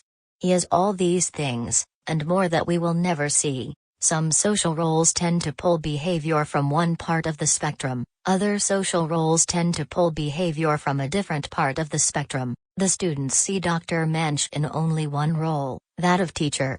He is a very good teacher, and the job of a good teacher is to get the best out of the student. This usually requires warm and caring behavior. The students have accurately described my friend's behavior within this role. On the other hand, the role of a useful professional colleague sometimes requires adversarial behavior. To discover the truth, a good professional often will strongly press an argument to see how far it will go. This frequently results in sharp, intense, and relentless criticism. Thus, Dr. Mensch's professional colleagues also accurately describe the behavior that they see. However, both students and professional colleagues make a fundamental attribution error when they assume that the behavior they observe is due entirely to some personality characteristic. Rather, it is based largely on the way Dr. Mensch perceives the requirements of his social role. This is not to say that personality is irrelevant. Not everyone is capable of the wide array of behaviors manifested by Dr. Mensch. But 2. Social Cognition 163. Assume that he is either tough or warm is to ignore the power of the social role. A clever experiment by Lee Ross, Teresa Amabile, and Julia Steinmetz illustrates how the impact of social roles can be underestimated in explaining behavior. 87 They set up a quiz show format in which they randomly assigned subjects to one of two roles: a questioner, whose task it was to prepare difficult questions for a contestant, whose task it was to answer them. An observer watched this simulated quiz show and then estimated the questioner's and the contestants' general knowledge. Try to put yourself in the role of the observer. What do you see?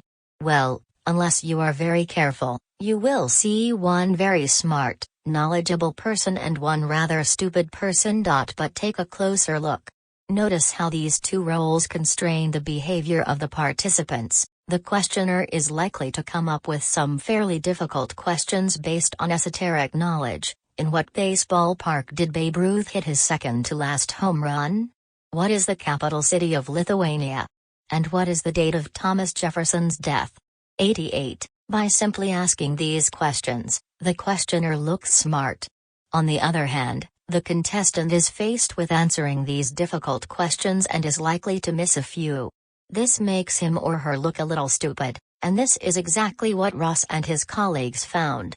The observers felt that the questioners were far more knowledgeable than the contestants. However, since everyone was randomly assigned to their roles, it is extremely unlikely that all of the questioners were actually more knowledgeable than all of the contestants. What is most interesting is that the observers knew that the participants had been randomly assigned to these roles. Yet they failed to consider the impact of these social roles in making their judgments about the quiz show participants and fell into the trap of attributing what they saw to personal dispositions. If the fundamental attribution error were limited to judgments about college professors and quiz show participants, it probably would not be much of a cause for concern.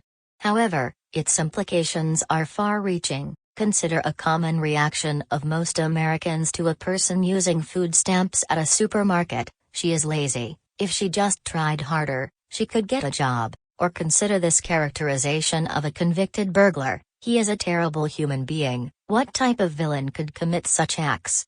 Both descriptions could conceivably, 164 the social animal, be accurate, but what is more likely is that they represent the fundamental attribution error in action. Although this is not the place for a full discussion of the situational determinants of poverty and crime, there can be many factors other than personal characteristics that can explain why a person is poor or commits a crime. These include lack of job opportunities, illiteracy, economic recession, the lack of positive role models in one's neighborhood, and growing up in a dysfunctional family. I do not mean to imply that a criminal should not be held accountable for his or her actions.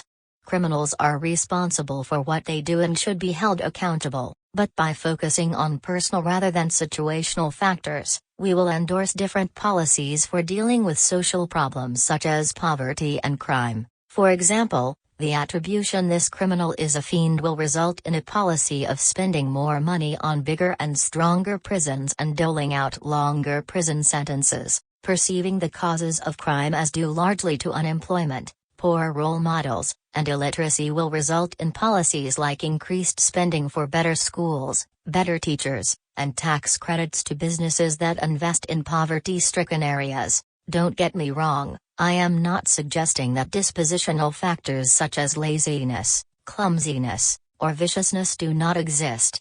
They do, but most of us, most of the time, are too prone to invoke a dispositional attribution when the cause of the behavior may well be situational. At the very least, our knowledge of the fundamental attribution error should alert us to the possibility that our attributions may not always be correct and that we should take seriously the motto of the English Protestant reformer John Bradford, "There, but for the grace of God, go I." The actor-observer bias. Another common bias in social judgment is known as the actor-observer bias, the tendency for actors to attribute their own actions to situational factors, whereas observers tend to attribute the same actions to stable personality dispositions of the actors. 89 For example, in my judgment, I go to the beach a lot because the weather is beautiful, but, in my judgment, you go to the beach a lot because you are probably a beach bum. Political leaders often describe wise moves and blunders as largely inescapable under the circumstances, whereas private citizens are likely to see both as a consequence of the leader's personal characteristics. Recall the Kitty Genovese murder discussed in Chapter 2. After Social Cognition 165, Ms. Genovese was murdered in full view of 38 witnesses in New York City. The eyewitnesses claimed that the situation was ambiguous and that it was difficult to know what to do. Newspaper reporters called it bystander apathy. In other words, I give myself the benefit of the doubt, I use situational causes to explain myself. But I don't give you the same benefit. When I try to explain your behavior, I make the fundamental attribution error. There is considerable evidence that the actor-observer bias is pervasive. For example, studies have shown that in explaining success and failure on an intelligence test, college students are likely to explain others' poor performance in terms of their ability, whereas they explain their own poor performance in terms of the difficulty of the test items. College students who volunteered to participate in psychological research attributed their participation to the importance of the research, whereas observers viewed their participation as reflecting a personal inclination to participate in any and all research. When observing a peer's behavior, college students leap to the conclusion that this person will continue to act in a similar manner in the future, whereas the actors indicated that they personally would probably act differently in the future. Students described their best friend's choice of girlfriends and a college major in terms of the qualities of their best friend but explained their own choices in terms of the qualities of their girlfriend or major. And, people ascribe more personality traits to others than they do to themselves. 90. What causes the actor-observer bias? An experiment by Michael Storms indicates that it is a function of where a person's attention is focused. 91 The actor's attention is usually focused on the environment and on past history. He or she may have special knowledge about the factors that led up to the behavior and how he or she felt about the behavior. On the other hand, the observer's attention is almost always focused on the actor. Therefore, the observer may be unaware of historical or environmental reasons for why the actor did what he or she did. In the Storms experiment, two subjects engaged in a conversation while two observers watched. Each observer was instructed to monitor one of the conversationalists. After the conversation, the actors and the observers indicated to what extent behaviors such as 166 the social animal, friendliness, talkativeness, nervousness, and dominance were due either to personal characteristics or to the situation. As you might expect, the actors were more likely to explain their behavior in terms of the situation, whereas the observers explained the behavior in terms of the actors' personality dispositions. This was not surprising. It is consistent with what we know about the actor-observer bias. However, the study had an interesting twist. Some subjects viewed a videotape of the conversation that was played back either from the same angle at which they originally saw it or from a reverse angle. When the camera angle was the same, the actor-observer bias occurred. However, when the camera angle was reversed, so was the actor-observer bias. Actors who saw themselves from the observer's point of view were more likely to explain their own behavior in terms of dispositional factors, whereas observers who saw the world from the point of view of the actors were more likely to explain behavior in situational terms. Often the actor-observer bias can lead to misunderstanding and conflict. For example, if Sam shows up late for the date with Susan, he may explain his tardiness by noting that all the traffic lights happen to be red, whereas Susan may conclude that Sam is losing interest in me. These differing perceptions and attributions might, in turn, serve as the basis for subsequent action that might serve to escalate feelings of hostility and conflict. The Storms experiment points to one method for nipping this potential conflict in the bud before it happens: change the actors' and the observers' perspectives. One tactic for doing this is to promote empathy by role-playing the other's point of view. 92 Another tactic, used on the international front, is cultural exchange programs in which citizens of one country live in another. Both tactics change both the perspective and the information available for making attributions. The self biases. It is now time to turn our attention to what happens to our social cognitions when our most important knowledge structure, the self, is involved. As you will recall from our earlier discussion of self-schemas, psychologically, one of our major goals is to maintain and enhance our view of ourselves. In William James's Social Cognition 167 view, this is especially true for our social and spiritual selves. As James put it, the social self ranks higher than the material self. We must care more for our honor, our friends, our human ties, than for a sound skin or wealth. And the spiritual self is so supremely precious that, rather than lose it, a man ought to be willing to give up friends and good fame, and property, and life itself. 93. As a primary source of motivation, the way in which we conceive of the self greatly influences all of our social cognitions. 94. We will be discussing self processes in more detail in the next chapter. For now, let us note two general ways that the self influences social cognition: egocentric thought and the self-serving bias. Egocentric thought. Most people have a tendency to perceive themselves as more central to events than is actually the case. 95. We call this egocentric thought. People engaging in egocentric thought remember past events as if they were a leading player, influencing the course of events and the behavior of others. There are many examples of egocentric thought. Perhaps one of the most interesting is provided by the research of Robert Jervis, a political scientist. He argues that important world leaders tend to believe, unreasonably, that an act of a foreign nation is either made in response to their prior decisions or made with the intent of eliciting a response from them. 96. In other words, these world leaders perceive the world of foreign affairs to be revolving about themselves. For example, during World War II, Hitler attributed the fact that the British were not bombing German cities to the British desire to reciprocate German restraint rather than to the fact that the British were short on planes, which was actually the case. Often world leaders believe that their action thwarts an adversary's evil intent when in fact no evil act was planned or it was aborted for other reasons. Such was the case with officials in the Nixon administration who predicted a massive North Vietnamese offensive during the visit of President Richard Nixon to China and then claimed to have prevented the attacks with massive bombing raids. After the war, it became clear that no such offensive was contemplated. Similarly, In the 1980s, Ronald Reagan interpreted the sudden decline of the entity formerly known as the Soviet Union as 168 the social animal, primarily the result of his military spending program rather than economic and structural problems within the Soviet Union that had been festering for years. More recently, George W. Bush was criticized for having responded to North Korea's movement toward the development of nuclear weapons as if it were a personal affront. 97 Jervis draws a chilling conclusion about the effects of egocentric thought on heads of state.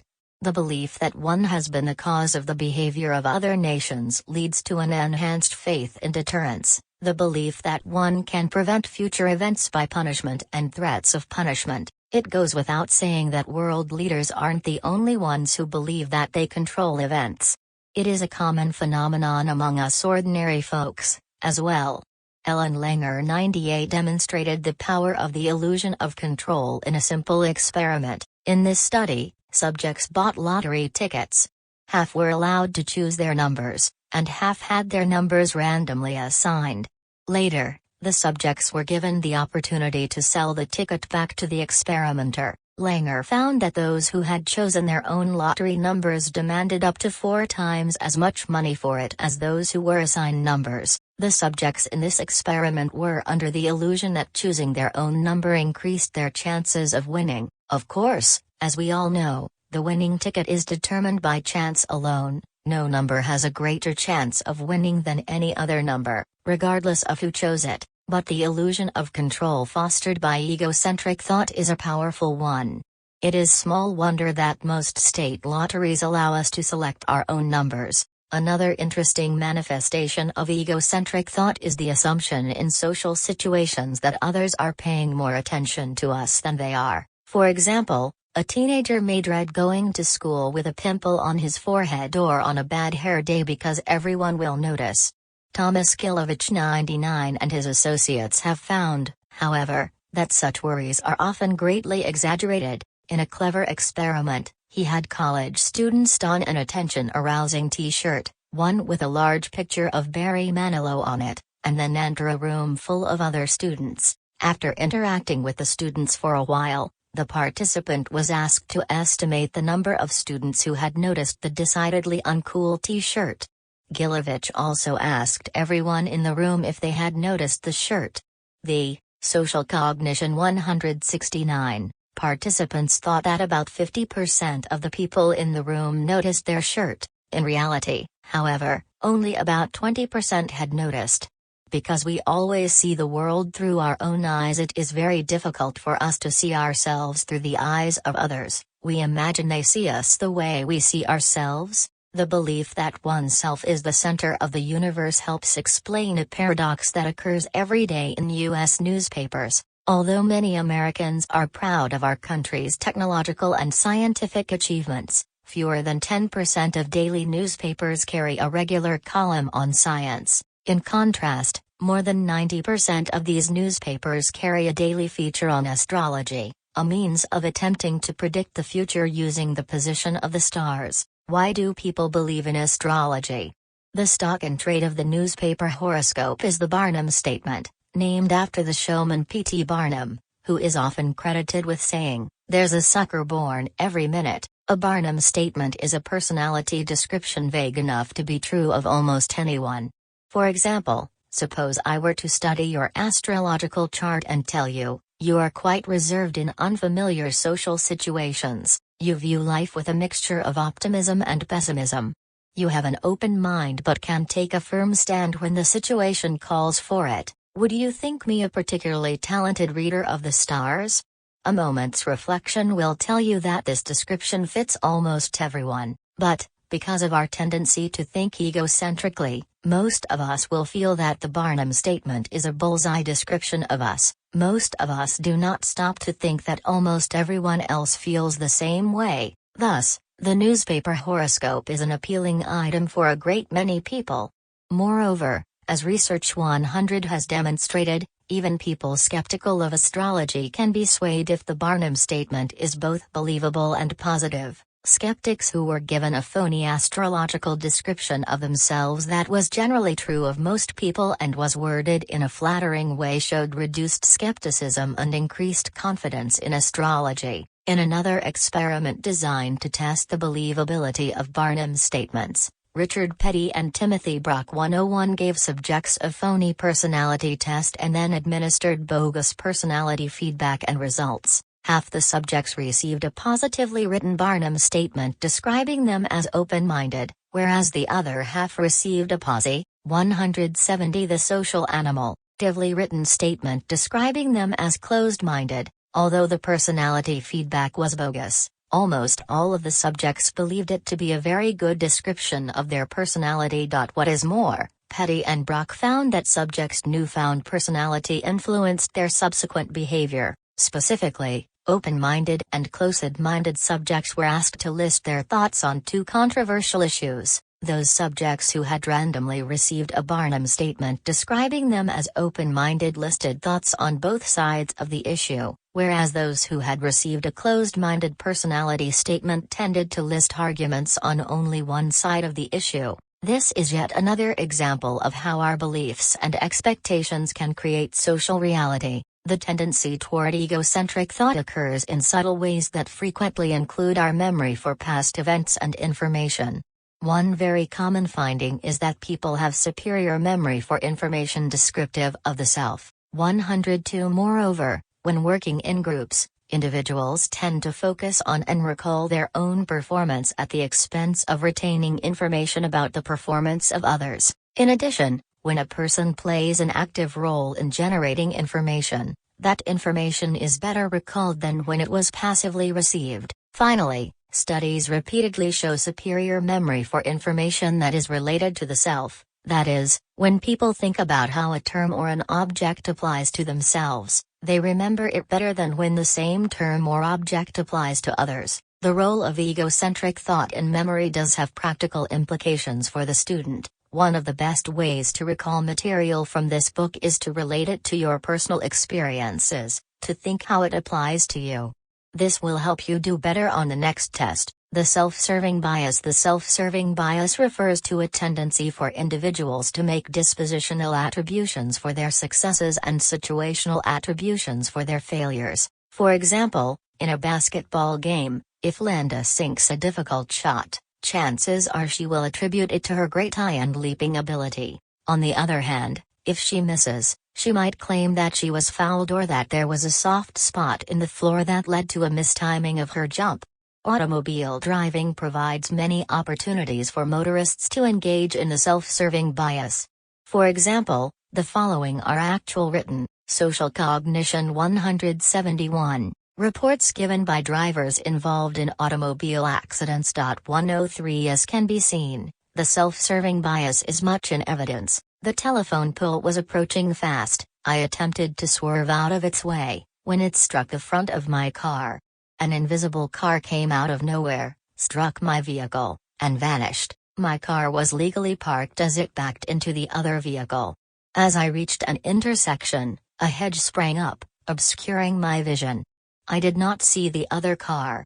A pedestrian hit me and went under my car. Researchers have gathered a great deal of evidence in support of the informal observation that we take credit for the good and deny the bad. For example, students who do well on an exam tend to attribute their performance to ability and effort, whereas those who do poorly attribute it to an unfair exam or bad luck. Gamblers perceive their successes as based on skill and their failures as a fluke. When married persons estimate how much of the housework each routinely did, their combined total of housework performed amounts to far more than 100%. In other words, each person thinks he or she did a greater proportion of the work than their partner thinks he or she did. In general, people rate themselves more positively than others do, believing that they are better than average. Two-person teams performing a skilled task accept credit for good scores but tend to blame poor scores on their partner, and when asked to explain why someone else dislikes them. College students take little responsibility for themselves, but when told that someone else likes them, the students attribute it to their own personality. 104 As Anthony Greenwald and Stephen Breckler note, The presented self is too good to be true. The good self is often genuinely believed. 105 An interesting question is, why do people engage in the self-serving bias? One explanation that accounts for some of the data is purely cognitive. Individuals are aware of different information as actors than as observers. 106 Consider the finding that couples' estimation of their contribution to housework totals more than 100%. This effect could easily be due to differential attention and memory. For example, every time I scrub the 172 the social animal floor, clean the toilet, or wash the dishes, I am much more likely to keep track and recall my contributions than when you do it. It is very likely that I can recall doing the dishes 4 times last week, taking out the trash, cleaning up the garage, grooming the dog, and mowing the yard. I recall that you cleaned the oven, but I missed the fact that you cooked dinner and washed dishes on 3 nights, purchased the groceries, vacuumed the rugs, trimmed the hedges, and paid the bills. When I try to estimate the amount of housework each of us does, of course I think I do more, but a purely cognitive informational explanation cannot account for all the examples of the self-serving bias. For example, the amount of information available to successful and unsuccessful test takers and gamblers is likely to be similar. Another explanation proposed for the self-serving bias is that we are motivated to engage in such attributions to protect and maintain our self-concepts and self-esteem. According to this perspective, if I have a positive self-view, it is easy for me to see and accept myself as accomplishing positive things. On the other hand, a threat to this positive self-view must be defended against, perhaps through denial or a good excuse. This is called ego-defensive behavior. How can we be certain that some of this behavior is motivated by a desire to maintain high self-esteem? Let us look at the conditions under which we are most likely to engage in ego-defensive attributions. In a series of experiments, Gifford Weary and her colleagues 107 found that the likelihood of giving a self-serving explanation increases when the person is highly involved in the behavior, the person feels responsible for the outcome of his or her action, and the person's behavior is publicly observed by others. Further, people are least likely to offer a self-serving attribution when they feel that they can't get away with it, that is, when the audience makes it clear that an excuse is not appropriate or that an excuse will set up unreasonable expectations about future performance. In other words, self-serving explanations occur most when the self is on the line, when the self is clearly threatened, or when the person sees an opportunity to achieve a positive image. Of what value are self-biases?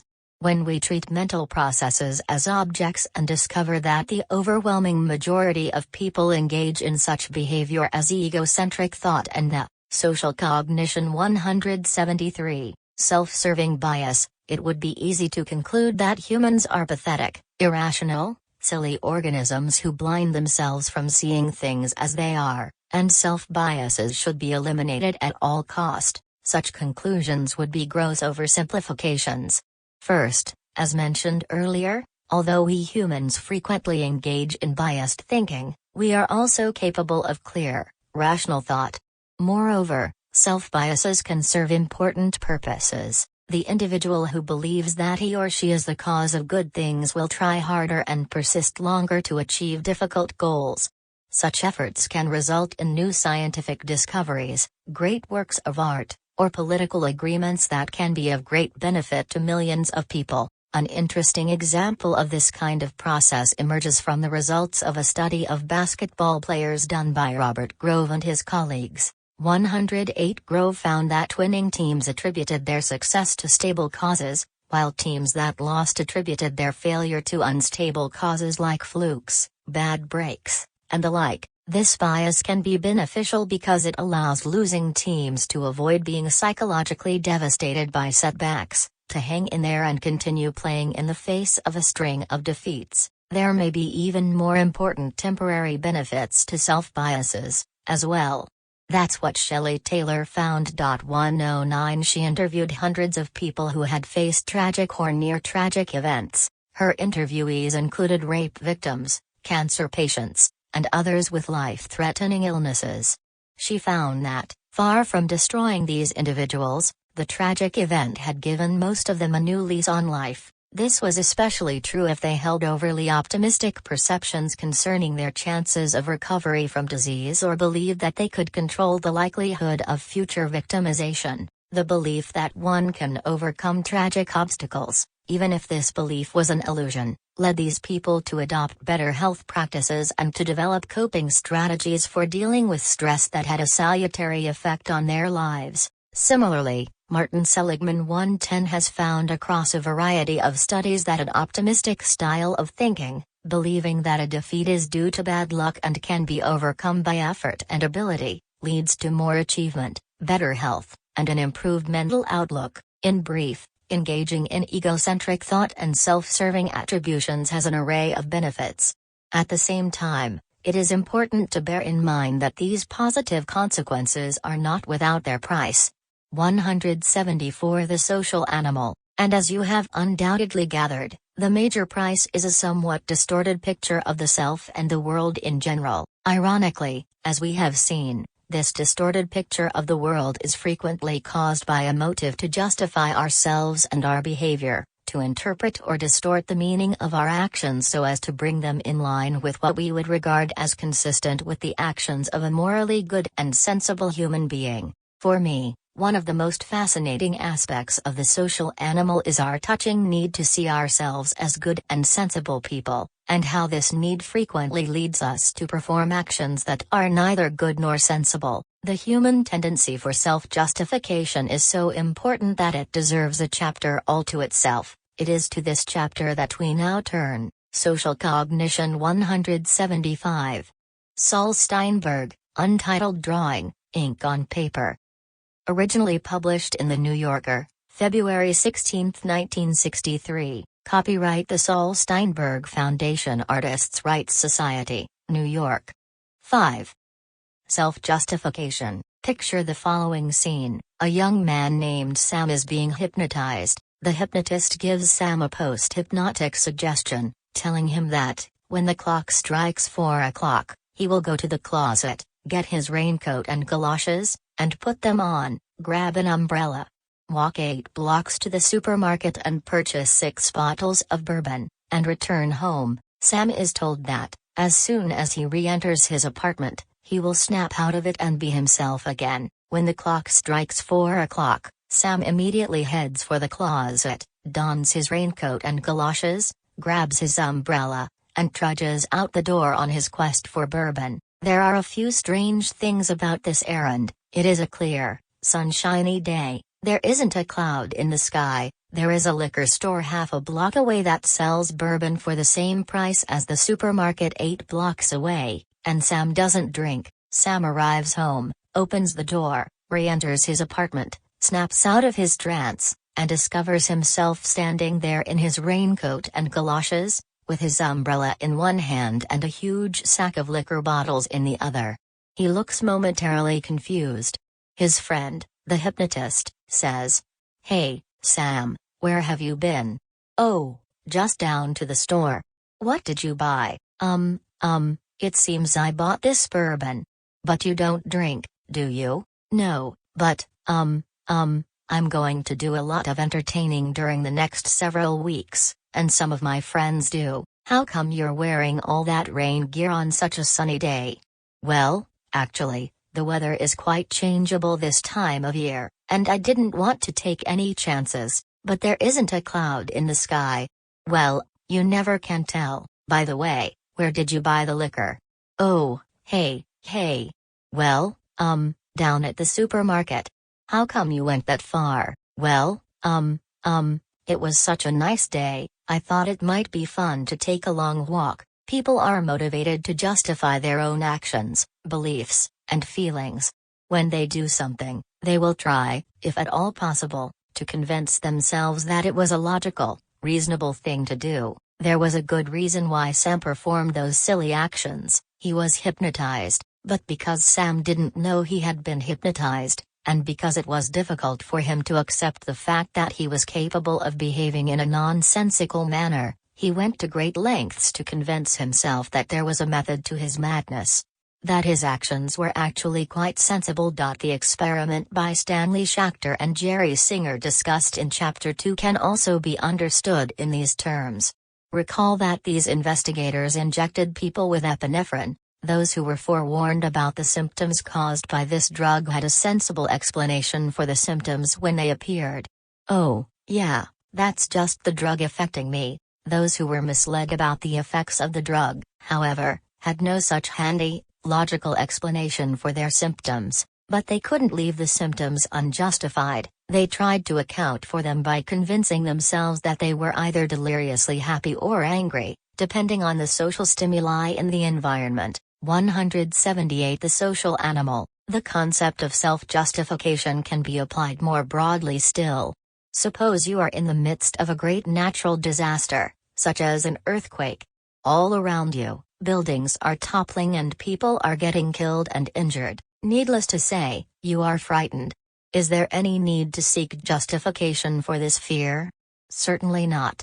The evidence is all around you. The injured people and the devastated buildings are ample justification for your fear. But suppose, instead, the earthquake occurred in a neighboring town.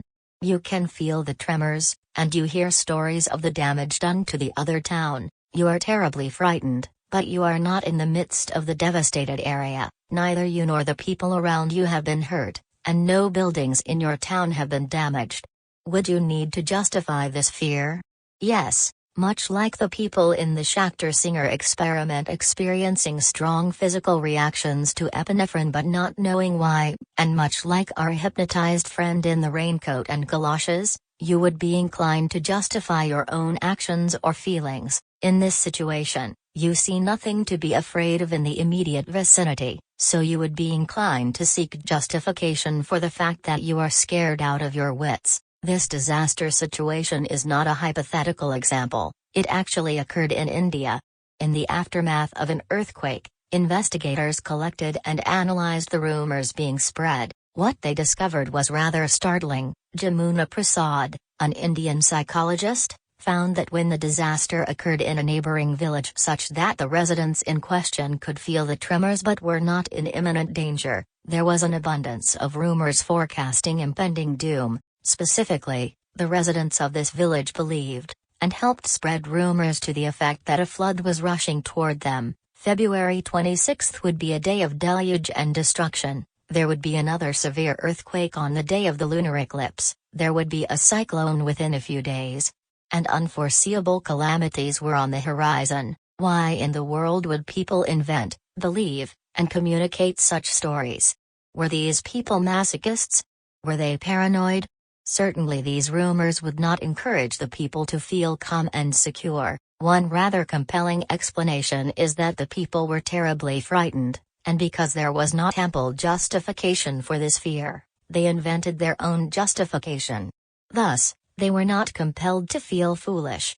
After all, if a cyclone is on the way, isn't it? Self-justification 179. 180 The social animal. Perfectly reasonable that I should be wild-eyed with fear? This explanation is bolstered by Durganand Sinha's study of rumors. Sinha investigated the rumors being spread in an Indian village following a disaster of similar magnitude. The major difference between the situation in Prasad's study and the one in Sinha's study was that the people being investigated by Sinha had actually suffered the destruction and witnessed the damage. They were scared, but they had good reasons to be frightened. They had no need to seek additional justification for their fears. Thus, their rumors contain no prediction of impending disaster and no serious exaggeration. Indeed, if anything, the rumors were comforting. For example, one rumor predicted that the water supply would be restored in a very short time. Leon Festinger organized this array of findings and used them as the basis for a powerful theory of human motivation that he called the theory of cognitive dissonance. It is a remarkably simple theory but, as we shall see, the range of its application is enormous.